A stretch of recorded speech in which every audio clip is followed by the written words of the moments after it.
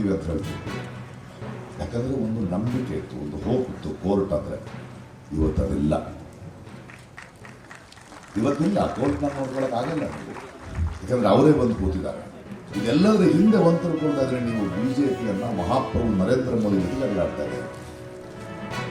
ಒಂದೇ ಒಂದು ಪಂಚತಂತ್ರದ ಕಥೆ ಹೇಳಿ ನಾನು ಮಾತು ಮುಗಿಸ್ತೀನಿ. ಭಾರತ ದೇಶ ಒಂದು ಕೊಳ ಆದರೆ ಇದನ್ನ ಕಾಡ್ತಾ ಇರೋದು ಒಂದು ಬ್ರಹ್ಮ ರಾಕ್ಷಸ. ಅವನು ಕೊಳದ ಒಳಗಡೆ ಇದ್ದಾನೆ. ಕೊಳದ ಮೇಲೆ ಒಂದು ಕಮಲ ಅರಳಿದೆ ಬಿಜೆಪಿ. ನೀವು ಈ ಕಮಲದ ಜೊತೆ ಫೈಟ್ ಮಾಡ್ತಾ ಇದ್ದೀವಿ. ನೀವು ಫೈಟ್ ಮಾಡಬೇಕಾಗೋದು ಈ ಕಮಲದ ಜೊತೆ ಅಲ್ಲ, ಅದರ ಬೇರಿನ ಶಕ್ತಿ ಆಳದಲ್ಲಿರೋ RSS ಜೊತೆ. ಯಾಕಂದ್ರೆ ನಾನು ದೇವನೂರು ಮಹಾದೇವ್ ಜೊತೆ ಮಾತಾಡ್ತಾ ಇದ್ದೆ. ಪ್ರಪಂಚದಲ್ಲಿ ಹಿಟ್ಲರ್ ಇರ್ಬೋದು, ಮುಸೋಲಿನಿ ಇರ್ಬೋದು, ಎಲ್ಲ ಸರ್ವಾಧಿಕಾರಿಗಳು ಒಂದು ರಾಜಕೀಯ ಪಕ್ಷವಾಗಿದ್ರು, ಜನ ಸೋಲಿಸ್ಬೋದಿತ್ತು. ಇಲ್ಲಿ RSS ರಾಜಕೀಯ ಪಕ್ಷ ಅಲ್ಲ. ಈ ಬಿಜೆಪಿನ ಸೋಲಿಸಿದ್ರೆ ಮುಗಿಯಲ್ಲ, ಬೇರೆ ಸಹಿತ ಕೀಳಿದ್ರು. ದೊಣ್ಣೆ ಹಿಡ್ಕೊಂಡು 3 ವರ್ಷ ಓಡಾಡ್ತಾ ಇದ್ದಾರಲ್ಲ, ಅವರು ಬೆಳಗ್ಗೆ ಚಡ್ಡಿಯಿಂದ ಪ್ಯಾಂಟ್ ಅಷ್ಟೇ ಬೆಳವಣಿಗೆ, ಅವ್ರದ್ದು ಇನ್ನೇನಾಗಿಲ್ಲ. ನಾವು ಯೋಚನೆ ಮಾಡಿದ್ರೆ ಈ ಥರದ ಆತಂಕಗಳ ಬಗ್ಗೆ ಎಷ್ಟು ವ್ಯಾಪಕ ಜನಮಾನಗಳಲ್ಲಿ ಎಂತಹ ಒಂದು ವಿಷವನ್ನು ತುಂಬಿಬಿಟ್ಟಿದ್ದಾರೆ ಅಂತ. ಮೊನ್ನೆ ನಮ್ಮ ನಿರ್ದಿಗಂಟದ ನಾಟಕೋತ್ಸವದಲ್ಲಿ ಮಕ್ಕಳಿಗೆ ನಾಟಕ ಮಾಡ್ತಾ ಇದ್ರು. ವೈದೇಹಿಯವರ ಒಂದು ಕತೆ ಇಟ್ಕೊಂಡು ಒಂದು ನಾಟಕ ಮಾಡಿಲ್ಲ. ಕಥೆನಲ್ಲಿ ಅಂದ್ರೆ ಈ ಗೆದ್ದಲು ಹುಳ ಇದೆಯಲ್ಲ, ಗೆದ್ದಲು ಹುಳ. ಆ ಗೆದ್ದಲು ಹುಳುಗಳು ತುಂಬಾ ಹುತ್ತದ ಹಬ್ಬ ಆಗುತ್ತೆ, ಮೇಲೆಲ್ಲ ಹಾಲಿನ ಮಳೆ ಬಂದ್ಬಿಡುತ್ತೆ, ನಾವು ಎಲ್ಲರೂ ಬದುಕೊಂಡು ಹೊರಗಡೆ ಹೋಗ್ಬೇಕು ಅಂತ ಗೆದ್ದಲು ಹುಳುಗಳೆಲ್ಲ ಹೊರಗಡೆ ಬಂದ್ಬಿಡುತ್ತೆ. ಹೊರಗಡೆ ಬಂದ ತಕ್ಷಣ ಊಟ ಸಿಗಲ್ಲ ಅದಕ್ಕೆ, ಯಾಕಂದ್ರೆ ಮನುಷ್ಯ ಎಲ್ಲವನ್ನೂ ವಿಷ ಪೂರಿತ ಮಾಡ್ತಾರೆ. ಯಾವ ಹೊಲಕ್ಕೆ ಹೋದ್ರು ವಿಷ ಇದೆ, ಇಲ್ಲಿ ನೋಡಿದ್ರು ಪ್ಲಾಸ್ಟಿಕ್ ಇದೆ, ಏನ್ ಮಾಡ್ಬೇಕು ಅಂತ ಗೊತ್ತಾಗಲ್ಲ.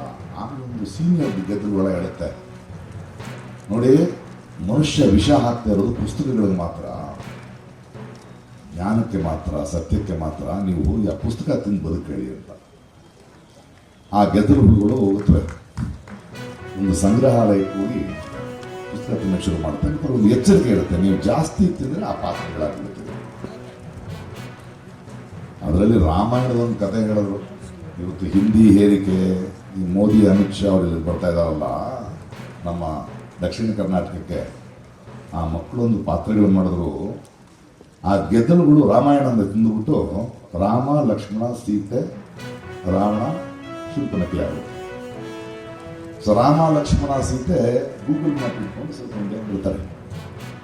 ಹೊಟ್ಟೆ ಹಸಿತಾ ಇದೆ. ಲಕ್ಷ್ಮಣ ಹೇಳ್ತಾನೆ, ಅಣ್ಣ ಇಲ್ಲೊಂದು ಕಾಡಿದೆ. ಅದು ಕಾಡಲ್ಲ ರೀ, ಅದು ರಾವಣನ ತೋಟ ಅಂತ. ಅಲ್ಲಿ ಹಣ್ಣು ಕತ್ಕೊಂಡು ತಿನ್ನಕ್ಕೆ ಶುರು ಮಾಡ್ತಾರೆ ಅವರು. ಶೂರ್ಪನಖಿ ಕೋಪ ಬರುತ್ತೆ. ರಾವಣ ಹೇಳಿದ, ಪಾಪ ಹಸ್ತು ಬಂದಿದ್ದಾರೆ ನಮ್ಮ ದೇಶಕ್ಕೆ, ನಮ್ಮ ಕಡೆಗೆ, ತಿನ್ನಿ.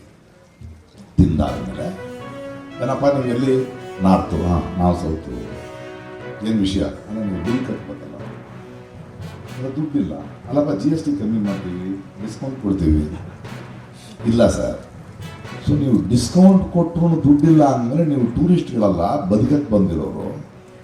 ಅದ್ರದ್ದೊಂದು ಕೆಲಸ ಮಾಡಿ, ನೀವು ತಂದ ಹಣ್ಣುಗಳ ಬೀಜಗಳನ್ನು ಬಿತ್ತಿ ಮರ ಬೆಳೆಸ್ಬಿಟ್ಟು ಹೋಗಿ ಅಂತ. ನಾವು ದಕ್ಷಿಣ ಭಾರತದವರು ಹಂಗೆ ಹೇಳಬೇಕಾಗಿದೆ ಇವತ್ತು.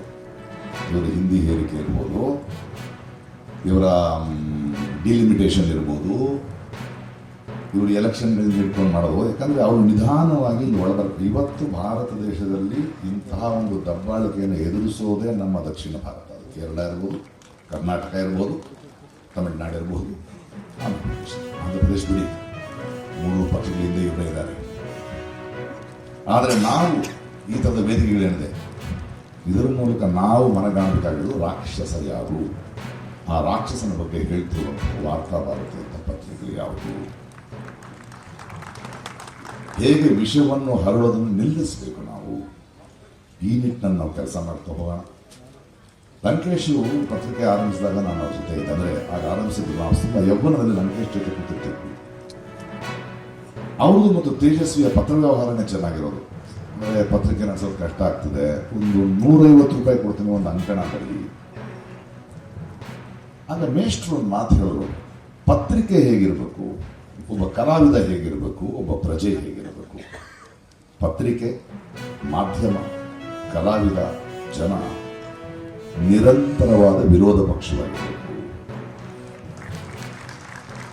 ಯಾವ ಸರ್ಕಾರದ ಕೃಪಕಟಾಕ್ಷಕ್ಕೆ, ಆಳುವ ಪಕ್ಷದ ಕೃಪಕಟಾಕ್ಷಕ್ಕಿಲ್ಲದೆ ಜನರ ದನಿಯಾಗಿ ನಿರಂತರವಾದ ವಿರೋಧ ಪಕ್ಷವಾಗಿರ್ತೀವೋ ಆಗ ಅವರು ಧೈರ್ಯದಿಂದ ಕೆಲಸ ಮಾಡ್ತಾರೆ, ಹೆದರಿಕೆಯಿಂದ ಕೆಲಸ ಮಾಡ್ತಾರೆ.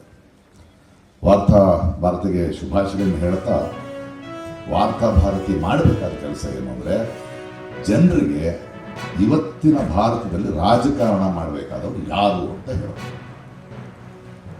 ನನ್ನ ಪ್ರಕಾರ ರಾಜಕಾರಣ ಮಾಡಬೇಕಾದವರು ನಾವು ಜನ,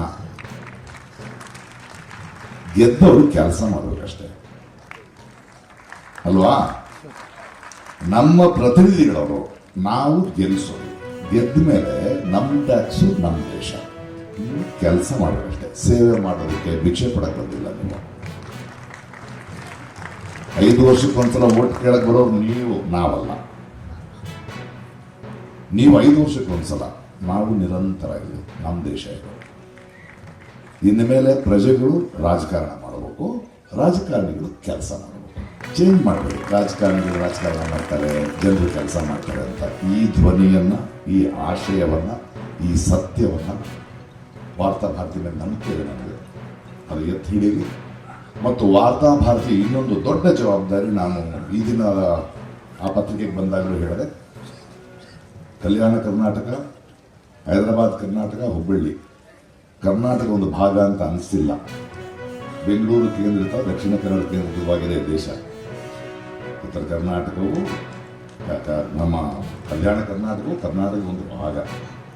ಬಹಳಷ್ಟು ಒತ್ತಡಗಳಿದೆ, ಸಾಕಷ್ಟು ಡೆವಲಪ್ಮೆಂಟ್ಗಳಾಗಿಲ್ಲ. ಕಲ್ಯಾಣ ಕರ್ನಾಟಕದ ಆವೃತ್ತಿ ಆಗೋದಷ್ಟೇ ಅಲ್ಲ, ನಮ್ಮ ವಾರ್ತಾ ಭಾರತಿ ಕಲ್ಯಾಣ ಕರ್ನಾಟಕದ ಧ್ವನಿಯಾಗಿ ಸರ್ಕಾರಗಳನ್ನು, ಕೇಂದ್ರ ಸರ್ಕಾರಗಳನ್ನು ಗಳಿಂದ ಕೆಲಸ ಮಾಡಿಸುವ ಒಂದು ಶಕ್ತಿಯಾಗಲಿ ಅಂತ ಹೇಳ್ತಾ ಒಳ್ಳೆಯದಾಗಲಿ.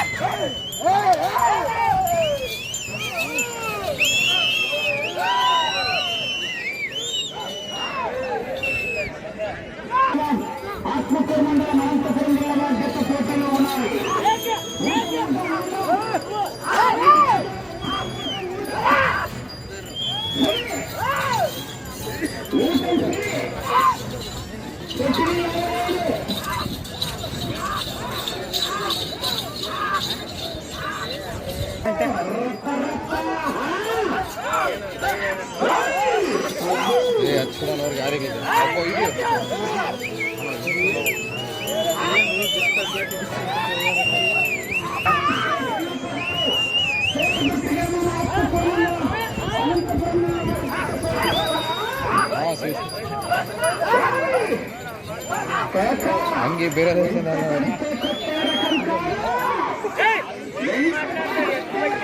ಪೋತೆ ಇಡ್ಲೇರು ಸರ್ ಅಂತ